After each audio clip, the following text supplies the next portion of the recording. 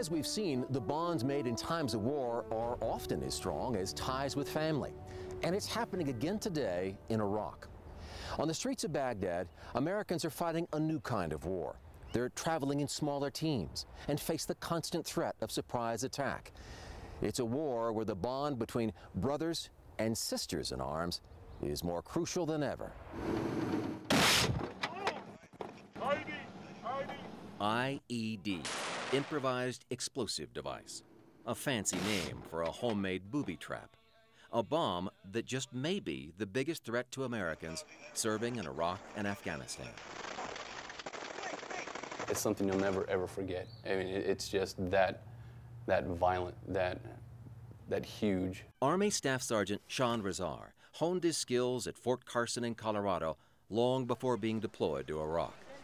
In February of 2006, he and 4 other Americans set out in the early morning for an intelligence gathering mission. It was go, go, go. Former Marine and Army National Guard Sergeant Jesse Davila was driving the armored Chevy Suburban that morning. Great Marine, great soldier, even a better dad. You know, he loved his daughter immensely. Sitting just behind Jesse, Air Force Special Agent Adele Lohr.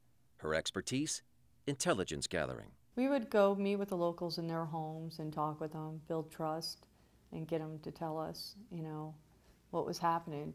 Adele picked Air Force Special Agent Dan Kohlmeyer to help with the mission. At age 30, Dan was a former Marine who had just volunteered for a 6-month tour in Baghdad. February 20th, we were planning a mission. We were downtown Baghdad. A lot of planning goes into every mission. We received significant access reports, which would give us a 24-hour timeline of what happened the previous day, where the hot spots were, where the car bombs went off, where the shootings took place. But even with all the advanced preparation, there is no such thing as a routine mission. They planted an IED in the wall, and we're going onto a freeway. And on the right side, the passenger side of the vehicle, they had big cement walls, and they'd planted it in that cement wall. Apparently an IED hit us from the right. I didn't know what the hell happened. I mean, honestly, it was one minute you're going along and you're looking out the window, and the next minute you're upside down and you can't see. When the blast went off on our passenger side, we had bullet-resistant glass, which was about 2.5 inches thick, and that it was so dynamic that it pretty much went through our vehicle like Swiss cheese. Shrapnel had taken out my right eye, nixed my left, and that's what caused me to be blind. I hit my face on the dashboard, it broke my nose, received lacerations from the glass on my face.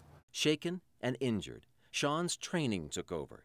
He quickly guarded against possible ambush and secured the scene. His actions would earn him a Bronze Star for valor. Adele's injuries were so severe she was barely holding on to consciousness. Sean yelled out, "Don't worry, you're not alone, and I got you." As for Sean and Adele's 2 friends, Dan and Jesse were taken instantly. Dan Kohlmeyer was my partner. He was killed next to me, and then Jesse was driving. He got killed. I was pretty angry I survived. Dan and Jesse both had little kids, so I was single, who cared, you know? So yeah, I was pretty pissed off. Thought God made a really bad choice there. But.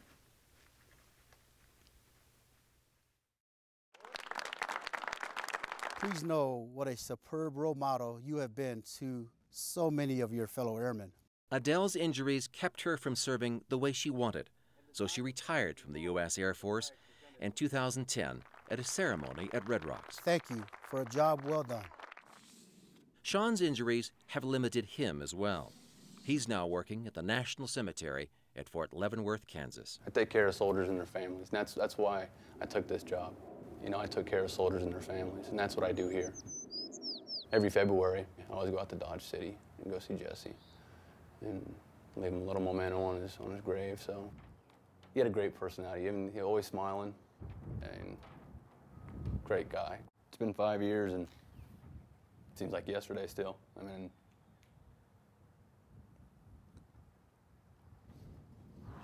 it's a common theme among veterans of any war. They have suffered, but want you to know there are others who have suffered so much more. Friends, brothers, and sisters in arms who died for their country.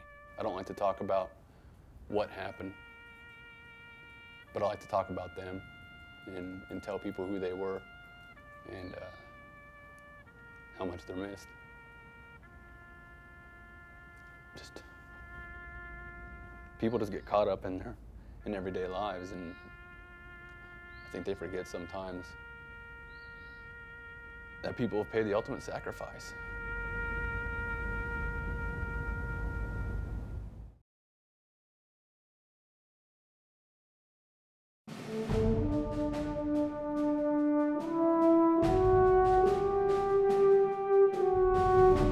That feeling of trust, of a bond created by facing adversity together, is something that helps our forces tackle improbable odds while in combat.